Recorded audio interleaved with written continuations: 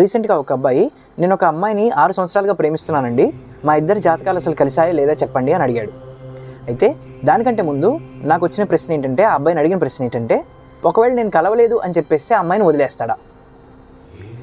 అయితే ఒకవేళ వదిలేస్తాను జాతకాలు కలవలేదు కాబట్టి అంటే అది ప్రేమ ఎలా అవుతుంది?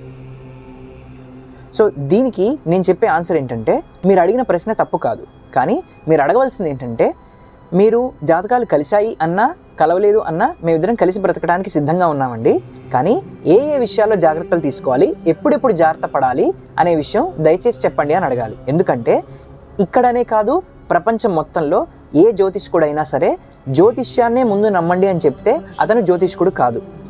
జాతకాల కంటే ముందు జరిగేది ఏంటంటే సంకల్పం.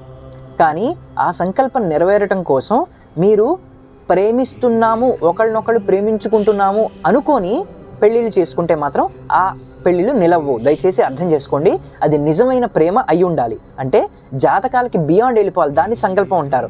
అక్కడ బలంగా ఇద్దరి యొక్క మనసులు కలయిక జరగాలి, అంతే తప్ప ఇప్పుడు ఈ కాలంలో నేను చూస్తున్నవైతే నిజమైన ప్రేమలు చాలా తక్కువగా ఉన్నాయి.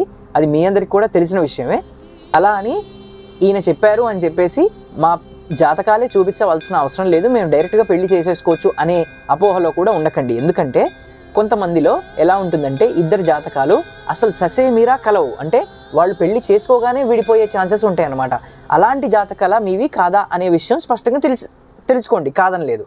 కానీ కేవలం జ్యోతిష్కుడు చెప్పినందువల్ల ఎంతో కాలంగా ఇష్టపడుతున్న వ్యక్తిని వదులుకోవటం అనేది పిచ్చితనం అనేది నా యొక్క కంక్లూజన్. ఇది బాగా గమనించి దీని పట్ల ఎటువంటి డౌట్లున్నా కూడా నా నంబర్కి కాల్ చేయండి.